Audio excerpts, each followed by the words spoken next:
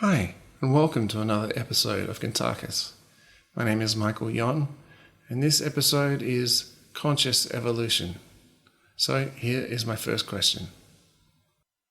Kuntarkis, what do you believe is the purpose of human life here on Earth? Could it all come down to conscious evolution? There's an easy answer for that question, Michael, and it's an actually brilliant question. The purpose of life can be two things: simply to experience physical existence without the drama, or to experience life as whatever it may be. We have to have self-awareness to understand the meaning of life.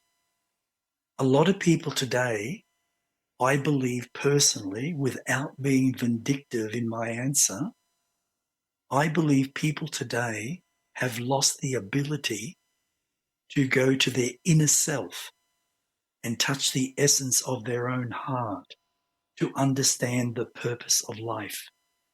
To me, the purpose of life is to grow in consciousness. Now, what we have to understand about consciousness, where does consciousness come from? It comes from living energy. Living energy, as I have stated on several accounts, living energy comes from trillions and trillions of years ago, in the moment when reality went from being quiet to actually having a conversation with oneself, which was a single cell, like an organism. It came to true life. It suddenly had a purpose. It wasn't as if it was a ghost just floating through space. Suddenly, it had a form of reality. And that's where life began. It's the same thing with us. Our soul has created us as a facet. So we have a spirit that is within us. And that spirit helps us exist on this planet Earth, which is third dimensional and physical. And our reality is to grow in consciousness. So if we learn to connect with our inner self through our cellular memory, we can gain all the knowledge we need to actually understand the purpose of life and to grow consciously at the same time. So what exactly is conscious evolution? Like not just as an idea, but as something we can live? A person has to first understand what they are. They are a physical person in a third dimensional realm. And what they're doing every day of their life is going to work, or going to school, or crawling on the ground as a little baby or a toddler, experiencing life. So we begin our experiences when we take our first breath as a baby. Then we grow into a toddler. Then we grow into a young child. Then we grow into a little bit of an older young child, eventually into young adulthood. And we have to ask ourselves, what is our purpose in that growth? And what it is to discover one thing: feelings. This is something that we lack as a species. And I'll tell you now, there are hundreds of thousands of different life forms that are like us when it comes to intelligence, who are non-feeling, who don't have the understanding of feeling with one's heart. Every species like us has a heart. But if we aren't taught by our parents what the heart is, we grow up in the same manner as they did. And what we then do is pass on that same manner of conditioning onto our children, and so on. So we have to learn to really understand what feeling is. And when we learn to feel, we actually start to have this energy swirling around the heart chakra. So we start investigating, what is it? And we find out it is the heart chakra. So our heart is resonating from what we are feeling. So we, in reality, are a feeling being, not an emotional being. We have been caught up emotionally, which has created all these negative experiences, which have become our belief systems through every single generation of our own existence. And that's why we aren't spontaneous when it comes to doing anything. We lack that ability to understand the meaning of being spontaneous. But it's your feelings from the heart that are spontaneous. Your emotions are from your past. And that's one of the biggest problems when it comes to understanding our emotions and what feelings are. And we need to step beyond that. Because discovering that is conscious evolution. That is conscious evolution. When we learn, Michael, to feel with the heart, we are being spontaneous. When we become spontaneous, we also set into motion our greatest gift called imagination. And when we put that into reality, we also connect to the mind. And when we connect to the mind with imagination, we learn to create and manifest. And we also then connect to our own soul. And what we have going on between the soul, the mind, and feelings of the heart is all this knowledge. And if we can learn to understand that knowledge through consciousness, we can evolve and grow in whatever direction we are choosing. So it's all about evolution through consciousness. And what role does our past experiences and karma play in all of this? It plays a big role, and it plays a role where we lack the ability to understand in how to literally let go. That's one of the biggest problems in letting go. I tell you what I've got in front of me is a new podcast we're going to be doing, as I just expressed to you. And maybe the people might enjoy just this little bit. It's about a page, but it's got you asking a question. So if it's okay, I'll read your question and I'll give an answer. Okay. And it'll talk about the letting go process. Not in great depth, but enough to understand. So Michael says, wow, if we could all feel in what you just said, and of course read this book, it would help in such a big way by knowing we just all live life to life, experiencing so much negativity. And we've got to find the true heart of ourselves, which will set us free, which will also give us the truth. Then Romanes Kuntarkis replies, absolutely, Michael. If you want to have a good life, if you want to have a balanced life, if you want things to go right for you in every way possible, you are always going to learn the negative aspects because that's part of self-evolution. It's waking up to the inner self and learning to understand the process of letting go of all the negative conditioning of one's life, not to relive it from one lifetime to another. This is the fault of humanity. We as individuals need to discover our own form of self-awareness that leads to our personal development of consciousness. That's when we each begin to feel so good about ourselves. You will feel the changes from misery or pain to being a prosperous being, a very compassionate being, and gaining the understanding to having developed your self-wisdom. Ask ourselves this question: what is wealth? Of course, money is a form of wealth. So is true happiness. Love is wealth. Being completely healthy in one's human body is wealth. But you've got to have balance in life.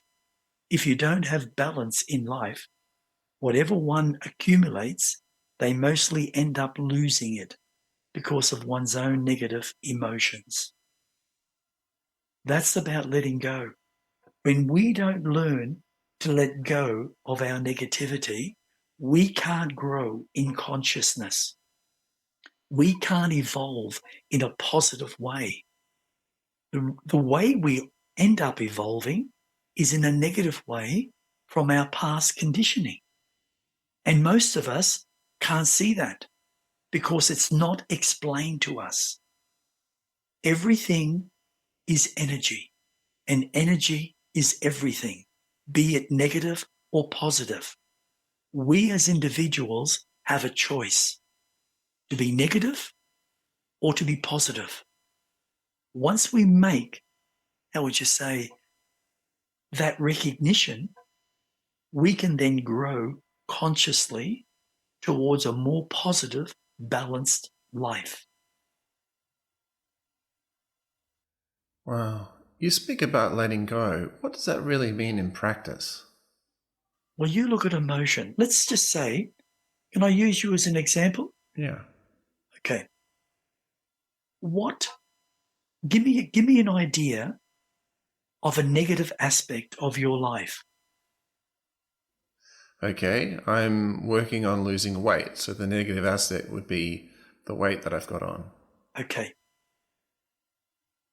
The funny thing about that, Michael, is when we have a lot of negative conditioning about a certain aspect of our own life that we are trying to achieve, but we're not looking at the negative emotion that's been created from it, it doesn't matter what we do. We can do training every day. We can change our intake of food completely. But if we still carry the negative emotion from every moment of our life forward, what you'll find in most cases, we will never let go of that emotion. So we can never let go of what appears to be the physical emotion of the weight that surrounds our body. We put weight on, and I've been there. We've put weight on because of something negatively from our past. And we've carried it through our life. Smokers are the same thing. They smoke not because they enjoy. People have told me several hundred times over the last probably 50 years of my life here on this planet, I don't enjoy smoking. Sometimes I can't even stand my own smell. I smell so bad. I have to go and shower, and I rub my body so hard with a brush, I end up getting rashes. I've had people tell me that. So what it is a personal hatred of themselves. That's why they do damage to themselves. What we have to understand first is why we are smoking, why we eat junk food continuously. Once we start to figure out the reason why, we can then start to see how we can change it. And once we see that, we can start to feel better. Now, if I said to you, for instance, Michael, you can lose weight, no problem. Just keep your diet where it is, no junk food, no sudden bursts of junk food. Just keep your diet regular and say positive things about yourself every single day, and especially before you're going to go and exercise, and especially before you go to bed. Say things like, my body is perfect. Look at me. I'm perfect. Yeah, I can see little issues, but I love who I am, and I'm perfect the way I am. I would like it to be better, but first of all, I know what's causing my issues. It's about my own self-esteem, my own self-worth, my own fears of success. I don't fear that anymore. If I'm going to be successful, I will be. And the funny thing is, right in the present moment of my own reality, right now, I am successful. Look what I'm doing. I'm creating things that I normally would never do. So it's brilliant. I am perfect in body. I am perfect in my mind. I am perfectly balanced in my life. Doesn't matter that you repeat those things every day, and they don't have to be the same. They can be spontaneous. It's like conscious growth. We have to deal with the letting go of the old.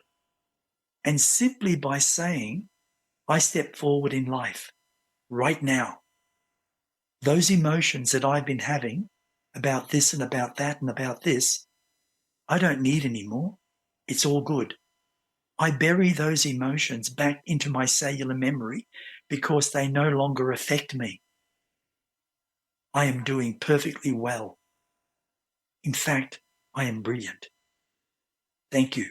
I'm moving forward right now.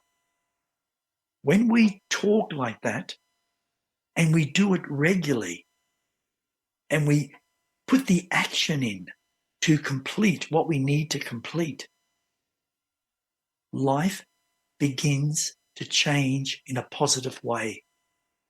I know that myself for a fact. Yeah, that resonates with me. Wow, thanks. I'm going to put that in practice. Brilliant. Yeah. That'll be $9,354, please. No checks. I don't know because I can't remember the number you just said, so I don't think I'll pay that. Out of your book, there's a step in your book that says, see the ego for what it is and what it has created. What is the ego and how does it shape our lives? How does it shape our lives, did you say? Yeah.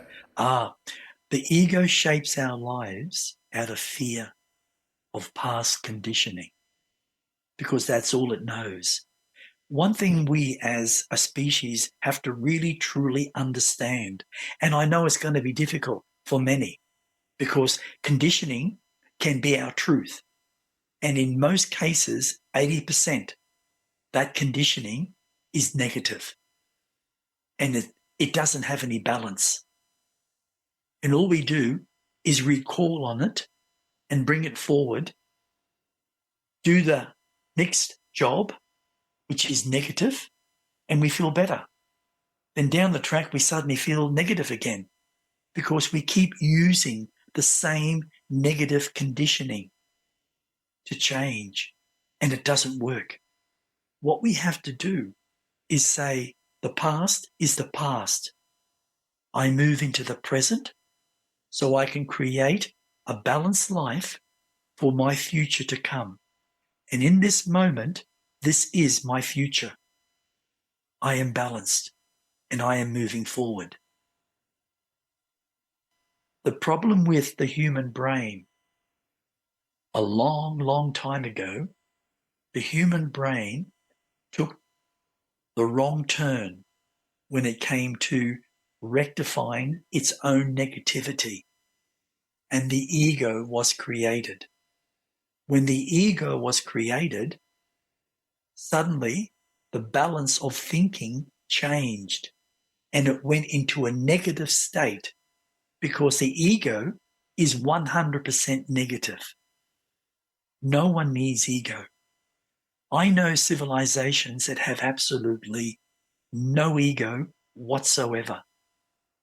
And to sit and talk with one of those beings, it is just incredible to listen to them talk because they talk directly from the heart, which is connected through your mind to your soul, not the other way around. Your brain is basically your ego of logic. And that's where the issue lies. The soul sends knowledge through the mind, and the mind sends it to the human brain. The human brain, with its logical ego, dissects it because it doesn't have the understanding to communicate that form of knowledge. So it wipes out certain aspects of that knowledge, and it only keeps what it understands. And most of the time, it's from the past, and that's not balance. That's why I've learnt in my own life, in most cases, probably 90% of my life, I go through my mind and I communicate through my mind. What I'm doing right now in this moment is not through my logical thinking of my human ego. It's through my mind of total love of my soul, of my heart, and expressing the truth to what needs to be expressed to whoever is listening. Brilliant. You're talking about how the ego is based on fears. Because I had a question about, does facing our fears play a key role in awakening? Absolutely. When we learn to take the steps, the next step of life is literally opening up the door to your own evolution. 100%. When we allow ourselves to step forward and grow, we are going far beyond what was once. And that's a really important thing. And how do physical practices like exercise or lifestyle choices support spiritual growth? Okay. One of the things that I think a lot of people really need to hear, and they need to hear it from the heart. If we look at ourselves, let's say we stand in front of a mirror. We're dressed, but we're standing there looking at ourselves. And we're saying, what am I? The answer would be, I'm human. How do I know what I'm doing is right? Well, in most cases it's not, because we're highly conditioned by the human ego. So we need to step beyond that. But when we learn to understand who we are, and what we're capable of, we can learn to change. We can learn to use little techniques that we've discovered to grow beyond what we are into something greater. And you've got a step in your book and it says, understand the meaning of forgiveness by letting go of the past and learning to live in the moment. What is true forgiveness, and does it mean shifting from habitual judgment to acceptance? Absolutely. When you step beyond, say, judgment, you're letting go of what you are. You're a judger. Because you feel you're being judged, so you end up judging others. And that's how it works. That's the sad part. When we learn to say, hang on, I'm thinking so logically through my brain. The people I spoke with last night, I sat there and I was judging everything they were saying. I literally was putting them down. Oh my God. I'm going to see them tomorrow night and I have to apologize and be truthful. The next night comes along, you're there with those people and they're starting to talk and ask questions and they're starting to say things and you say, hang on, please, people. Can I just say something, please, before we start? 2 nights ago, I did something horrible, and I've been doing it through a very large part of my life. I judged pretty well all of you, when you were expressing yourselves in what you believe in about what we were talking about. And I did it in a very nasty, selfish way. And they all look at you. And I realized how wrong I was. It's like I've had something just break through me. And I realized what I was doing was wrong. I was judging you because I feel or have been judged all my life. And that's what happens. We are judged by others and we become the judges. Parents judge us, teachers judge us when we're young. And we, as we grow, take on that conditioning. And as we become older and older, we don't let go because we don't understand. And we end up being that judge of judgment. What we need to do is say to those people, I apologize from my heart in what I did. I was wrong in judging you because you have every right to have an opinion. And I am so sorry, and I am going to try so hard never to do that again. Because I need to connect with the greatest gift I have is my heart. Because my heart is spontaneous, and my heart does not judge. The only thing that judges in me is my ego. And that's what I've been doing, living my ego. And I want to change that, and I want to live my heart so I can learn to become self-aware and grow consciously. Because that's my highest desire, to grow consciously. Right. And speaking of that on a physical level now, how do things like fluoride, pharmaceuticals, and chemicals, or like chemtrails, affect our pineal gland and our consciousness? And how can we keep it healthy? Well, there's a few different ways you can do that. If you become fully aware that that's what's actually happening, and I have to say from my own personal understanding, it is 100% true in what you said just now. All those chemicals that are being sprayed in the airs are affecting people. All the COVID-19 shots were bioweapons set up to cause us lots of negative issues. That's one of the biggest problems. We have to learn to do research and find ways of, how would you say, opening up and making sure our pineal gland is free from fluoride. And it's funny, you know, Michael, I was only talking to a person the other day about that, explaining all about it. And in fact, I have to say, the person I was speaking to was the doctor that JC was looking after. I end up talking about fluoride in water, in toothpaste, and I could tell he was shocked. He's going to do his own research. Bless his heart.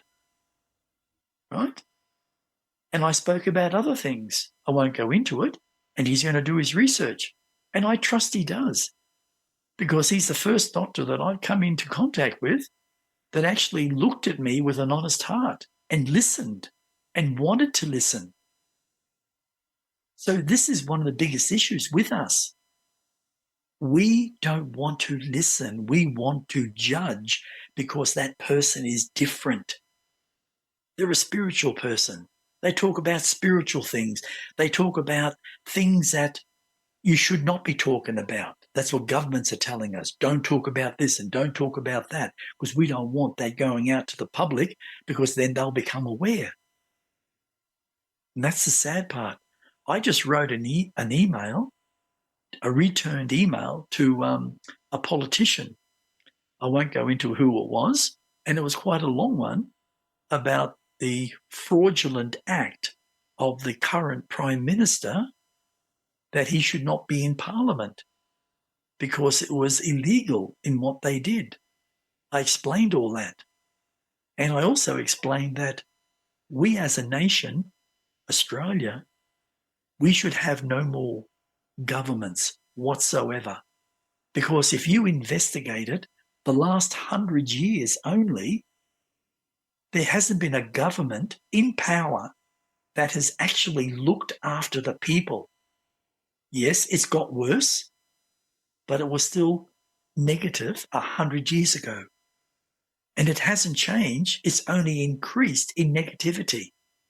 And now there's all these laws, all these charges that used to come out of our taxes. Now, we still pay our taxes and higher, but we still pay all these other things. So what we are is only puppets on a string, paying all this money into an organization like the government.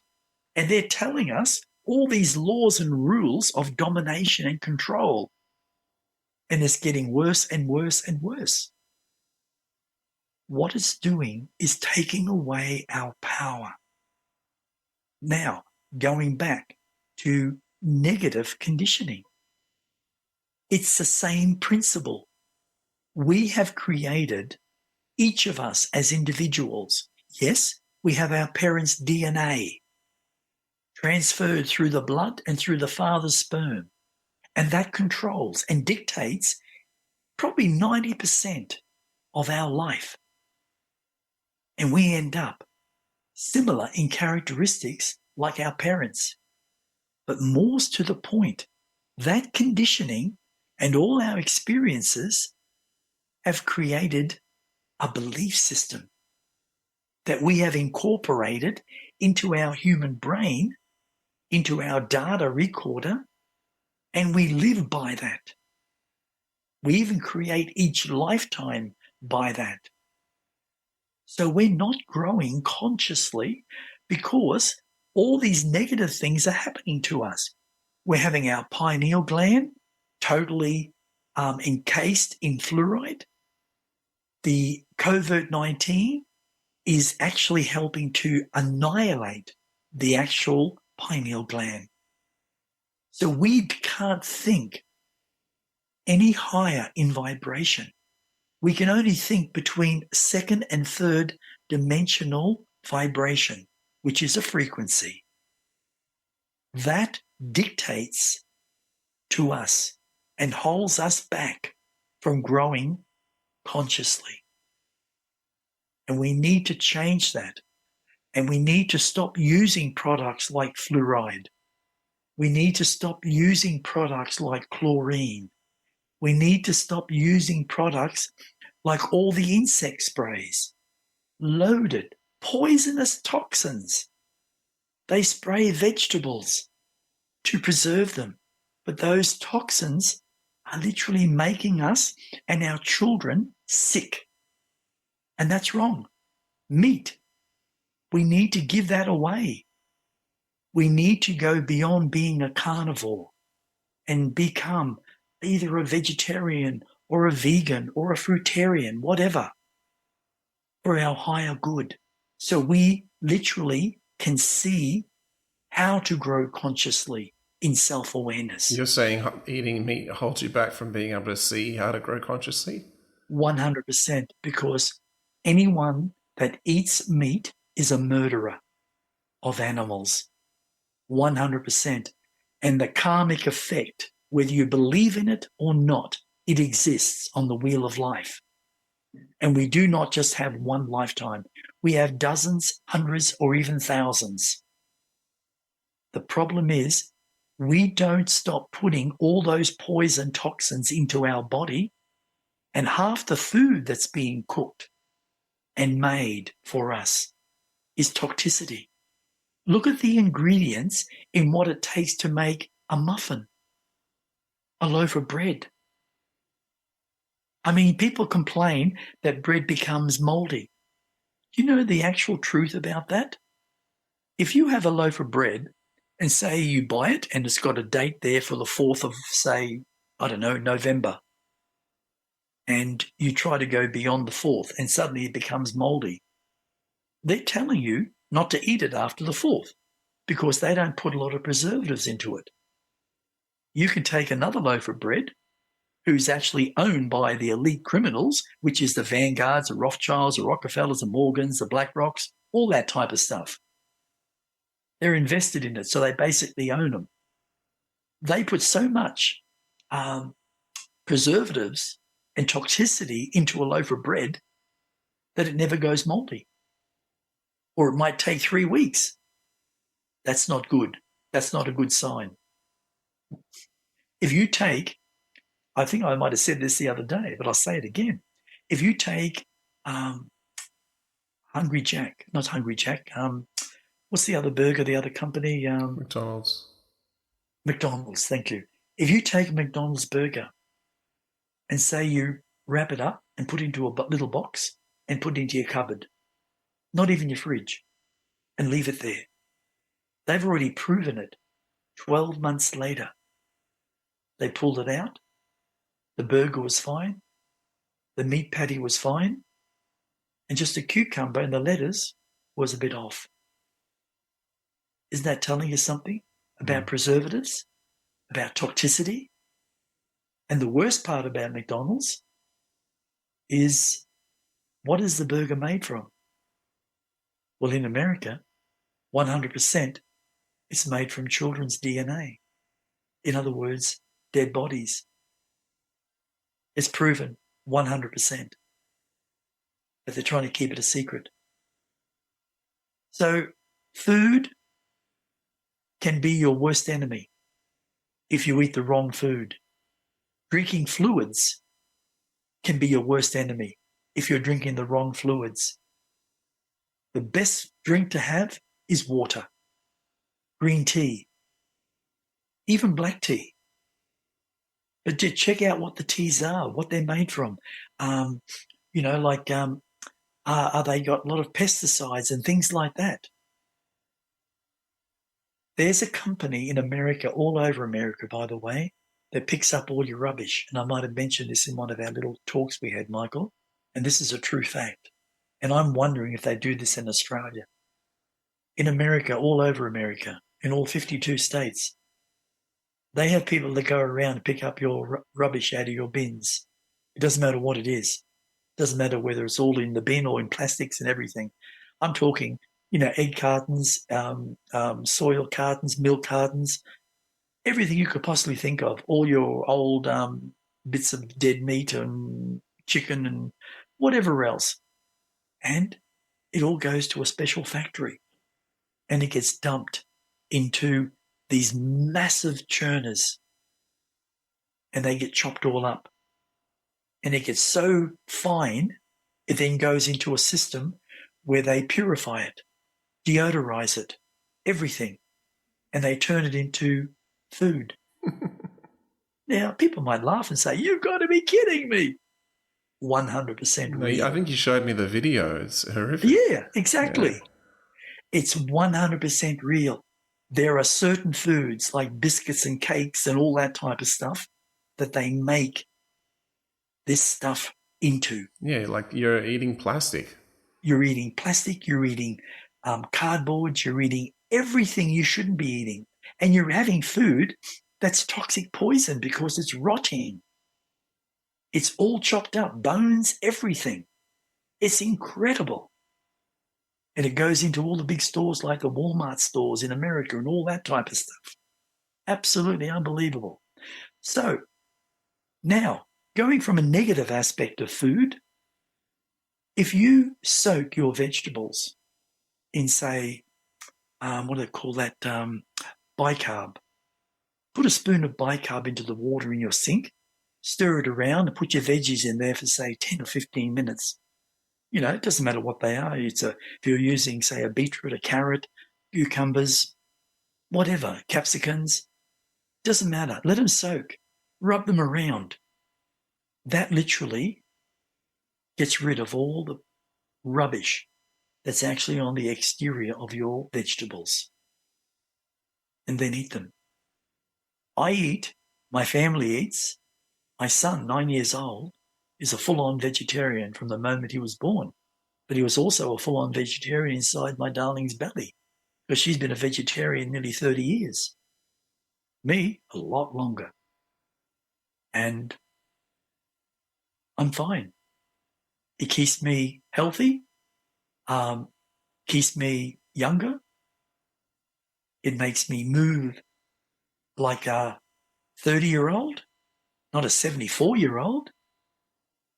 So there is a lot of truth in what you eat, you become. And that's 100% true. The more meat you eat, the faster you become older. The more crap of food you eat, you grow older quicker because you are not getting the nutrients that your body needs to stay alive, to grow and keep young. Now, I have 2 products that I use on a regular basis, but I also take bicarb once a day. I take a flat teaspoon in water before I go to bed. The reason? It kills off all the actual parasites like worms and things like that if I have them. If I have them. Most people who eat meat and have animals, like in their homes, and they pat them, they wipe their face, they'll have thousands of like tapeworms inside their bodies. It's a proven fact, 100%. When a person dies, the coroner cannot believe it. It shocks them. So what we are putting into our body, we become. So we put in junk, we become junk. If we put in good food, we become good. And our body functions perfectly. Our chakra centers stay balanced. Our thinking stays positive. Yes, we have a little fit every so often, but that's getting rid of your negativity, of your past conditioning. That's why when my new book comes out, Entrapment, The Pathway to Freedom, but also the second book, which is volume 2, is Entanglement, The Long Journey Home. I ask that you buy it and read it, and read and reread it, and it will set you free. It will help press your buttons in wanting to change how you are. And that's important. And so conscious evolution is certainly, I think you're saying, really helped by what we become out of our health, basically out of our health. That's a huge factor. Absolutely. And this is now something little I'll read, and it just mentions it's going to give you what they call the key to freedom. Okay. It just says here, it says, Michael asks, I was wondering just before we started speaking, I had all these thoughts. The human ego, as you put it, might also be seen as the opposite of what we call the higher self, or we might call it the lower self. Do you have any comments on that? And I reply, personally, I would call it the human ego, especially since it has a tremendous amount of self-created fears, and it lives in a world of created fears. That is the very lower self of our true nature as humans.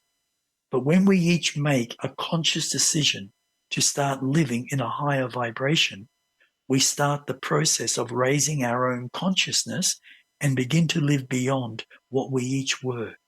I will say this. I discovered in my human existence that unconditional love is 100% the key to freedom.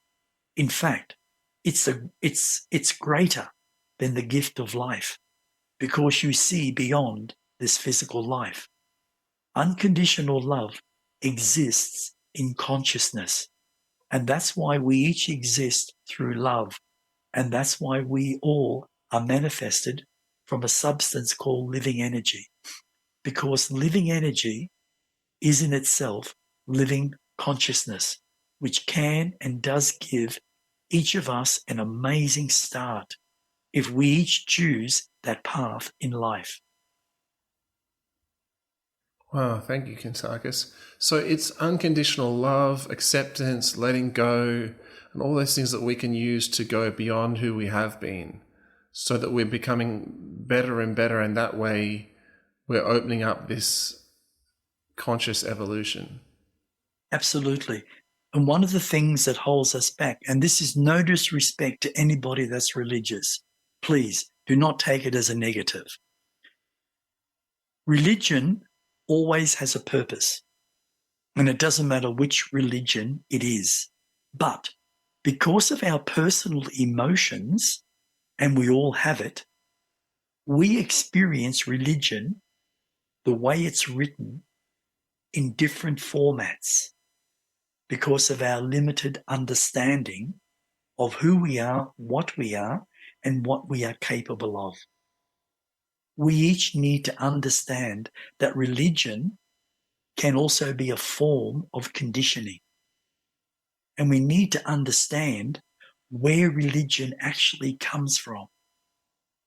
And if we discovered the real truth from the human past, we would actually feel very embarrassed because it doesn't come from where we've been taught it does. And that is 100% true. Now, I'll explain why, but you may not believe this or understand this. And I don't mean to offend anyone's belief. But because of what I am and who I am and where I come from, and the type of lives that I have lived on a planet hundreds of times, if not thousands, while I've been on this earth, I've been watched by an alien race called the Nipulans, very highly conscious in their own evolution because they're seventh dimensional beings. They have the ability to go back in human past. In fact, 41 million years. And I've been very privileged because of my connection now with them. And also my father, Yarkis Kardis, and also my wife, Misha, who is Kalusha. The thing is, when I sat with their computers, with a lady energy by the name of Unica, what I discovered, the past is an incredible thing when you see it. It's like it's alive, like watching a movie, but it's actually alive. And what I've seen with religion and the negative aspects of what people have used religion for to gain control and domination and mass murder and even mass rape shocked me beyond all things. And here we are living and believing that what we're being told is something that's really beautiful. And yet all these people from the past who are incarnated today and what they've done to humans is beyond understanding. And yet it happens all the time. And even the Vatican is one of the most evilest places on this planet if you knew the real truth. And what's really interesting is people can't get into the Vatican and go down and see what's right down the bottom parts where all the bodies are buried and all the very nasty things that went on. That's the sad part. That's something we need to discover within ourselves, because I'm going to say this, we have what is called a cellular memory. We also have a physical body and we also have a spirit body that's connected to our physical self, identical in every way. And when we sleep, every single one of us, no matter who you are, the spirit projects out because it wants to be free of all the negativity that we've each created over our lifetimes. And I know we create good things, but on an average, a lot of it's negative. That spirit also has a cellular memory. It's living energy, just like your human body, but appears to be more flesh. It also has a cellular memory. inside that cellular memory is every action, every word, every thought that you have ever had in every single lifetime that you've existed is there recorded. And if we can learn to connect to what we call our soul, we can actually go back, not just in this lifetime, but in every lifetime, and find out who we were, and what we did, negatively and positively. And it would show us what the past really was, not what's written in books, because most of human history has been rewritten over the last 100 years. And now it's being rewritten a lot faster by AI. I see. Gosh. Wow, that's a lot, Kuntarkis. It is. How can affirmations support the process of conscious evolution? 100% positively. Absolutely. If you say something like, for instance, say you close your eyes and you become peaceful by, say, taking in a deep breath, holding it for 4 seconds, allowing it to come out. Repeat that 3 or 4 or 5 times, and then just be by breathing normal. Put your hands down on your legs or over your heart, and just imagine your own heart pumping. And what will happen over a period of time, you will start to feel the pump of your heart because you become so sensitive. And when you say pick an affirmation that you're learning to say and to remember, it might be something like this. I am divinity. I am divinity. I am divinity. I am all there is and all that will ever be. I am divinity. I am infinite consciousness, connected to everything, and everything is connected to me. I am ageless. I am timeless. I am endless. I am weightless. And I am limitless in all things. That is what I am. I am divinity. I am divinity. I am divinity.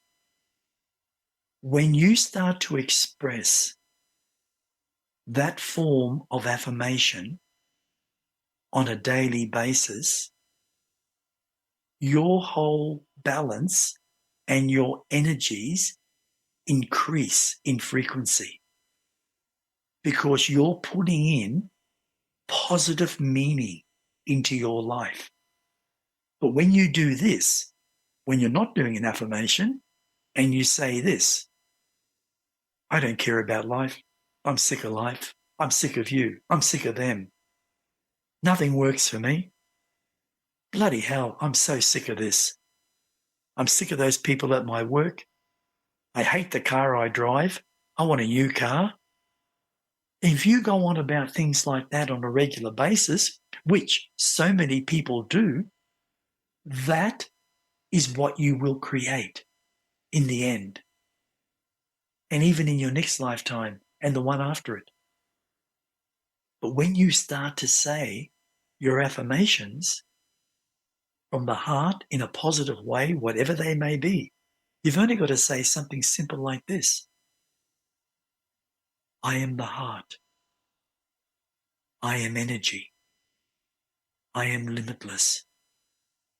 I am the strength and I am the power of my own individuality. I am unique and I am strong. I can express from my heart my truth, my love, my all. Because I am that I am. I am the power. I am the power. When you start to say that, and you say it 2 or 3 times a day, and especially when you go to bed, and when you're in bed and you're doing an affirmation, be 100% positive. Never be negative, because you'll take that into your sleep time and your spirit will come out of your body and go into spirit vibration and take that negativity with it and live it and create negative emotions within a spirit vibration, which will also counteract your physical life more so in a negative way. So we need to be positive when we go to sleep and when we wake up by saying this as we wake up. Condition yourself in a positive way in saying something like this. Wow, I just woke up. I feel amazing. I am going to have, and I will have, an amazing day. Normally, I don't like my job, but today I love it. And I am going to be positive at my job, not negative like I've been the last 3 or 4 years. I'm going to be positive because I love my job. I love my husband. I love my wife. I love my kids. I love my friends. And I'm going to be positive and have a great, great day. Thank you. When you say positive things like that on awakening, what you'll find in most situations, depending on the person, you will have a positive outcome throughout the day. And anything that's negatively thrown at you by other people, it won't affect you. You'll look at them and say, it's okay. It's okay. You have a great day. Take care. And you'll continue. That's how easy it is for affirmations to change your life. I've got a plan of 90 affirmations. They're really simple. It's like something like saying, I live a life of bliss. I live a life of complete unconditional love for myself and all my friends and family. Something like that. That's teaching you to be positive through affirmations. And that's why in a lot of parts of my life, I can be really positive because of the amount of affirmations I do on a regular basis. Each night or every second night, I say certain amount of affirmations, and they're quite lengthy. They actually take me about between 12 and 15 minutes to express. And I think there's 12 of them. It's very important to speak positive of yourself and others. Because if you speak in a negative way, you create a negative life. If you speak in a positive way, you change your whole attitude into something positive. And affirmations can be your greatest gift from that perspective. Just choose the right affirmations. Yeah, great. It's like we're always conditioning ourselves one way or another. And if we're not, then we should be to get to becoming more positive. Absolutely. Look, this might be something interesting. I just want to read this little thing, if that's before you ask the next question. It's got Michael. Michael says, well, this was amazing. I enjoyed asking my questions on this book, Entrapment, The Pathway to Freedom, and especially the answers. Thank you, Roman, as Kuntarkis. As we come to a close, have you got any final words?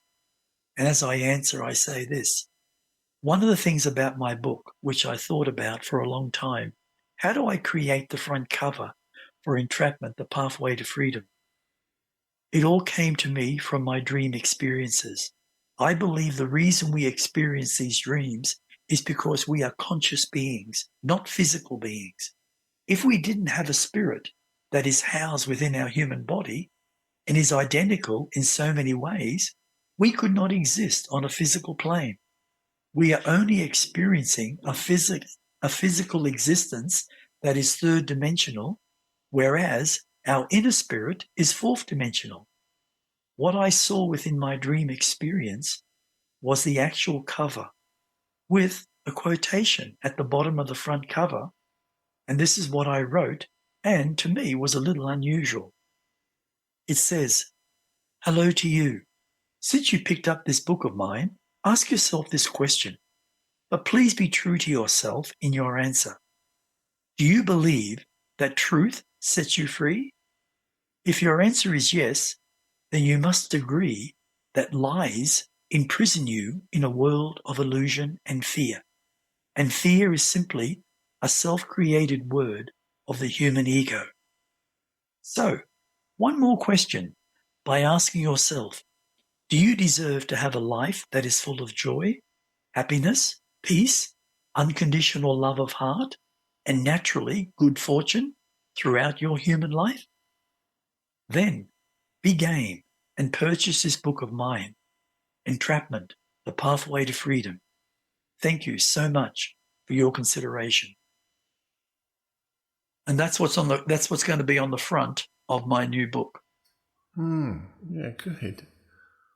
Oh, that's good. Yeah, I just think like with conscious evolution and just kind of like seeing that evolution has happened, would you say that it has happened by the end of the life because the ego and the spirit which go on come out better because we have how we've looked after ourselves? 100%. Right. If we develop our human self, and I've mentioned this before a little while ago, if we develop our human self in our thinking to be more positive, in our way that we eat to be more positive, in the way that we communicate to be more positive, we transfer all that positivity onto our spirit. 100%. I know that for a fact because I experience it. And when that spirit is projected out when you lay down to sleep, and it stays in the third dimension or goes into the fourth dimension, it will communicate on the same level of goodness when it comes to positivity as we do when we are in our physical form communicating with other people. And that's 100%. Good, yeah. I like when you said to bring positive meaning Yes. from what you do, from the affirmations and this and that. That's really great because that does raise your vibration, doesn't it? Exactly. But what we have to really learn to understand is not to do this, because I have heard it so many times. When we say an affirmation and we say something simple like this, for instance, and I was running a seminar, and I had, say, people in front of me, and I said, okay, I want everyone to close their eyes, put their hands over their heart, and I want you to say this, but I want you to say it with heart. And I explained about the heart. And then I say, I believe in myself.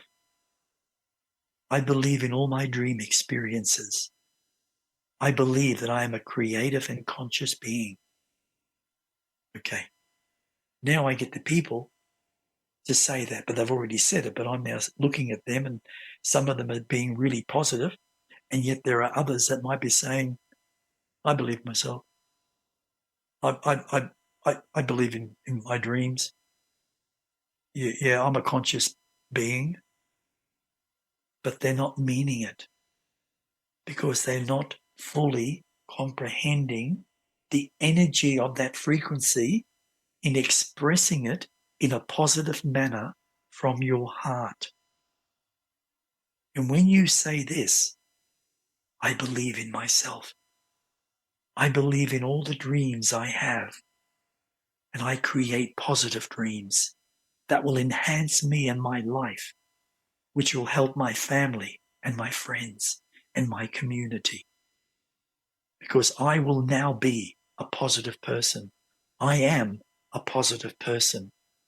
And my dream experiences are helping me because I am aware of my spirit. I am growing physically. In other words, so is my spirit. When you say that in words, you are creating a positive energy in your expressions. When you express a negative expression as an affirmation, it will never work. You have to be positive. Even when you speak to people, even when you express to people, like in a seminar, I have heard speakers, and I'm not joking, they are thinking in what to say, and a lot of the times they have no awareness in what they're saying, and it makes no sense. So, yeah, I think you've been there too. Yeah, there are different speakers. Yeah. If you say it was me, I'll slap you silly. You can't reach right now. I know, bugger. All right, well, good. Thank you so much, Kuntarkis. This has been really insightful and inspiring. I'm glad. I'm very glad that you enjoyed it, and that's brilliant. And I trust that the people actually do, because that's my whole purpose, is getting people to understand who they are. We all need help. You know, I've been there where I've needed help. And I had a physical person who was a martial arts teacher a very long time ago. And he took me under his wing. And he helped me overcome what I was feeling about my own, how would you say, negative experiences of life. And that was very important for me. So he became my mentor. And that's important. And I got my beautiful wife now, Misha, who's also my mentor. Yeah, she's helped me through a lot of lives on this planet, that's for sure. Yeah, wow. Yeah. Thank you, Michael. Yeah, thank you. This concludes another episode of Kuntarkis. If you'd like to find out more about Kuntarkis, find his website, which is etcconsciousness.com. He has articles there, he has his books listed there, and also if you have any reason to contact us in general for any reason, just email kuntarkis@gmail.com. That's it for now. Thanks so much for listening. My name is Michael Yon, and stay tuned for more.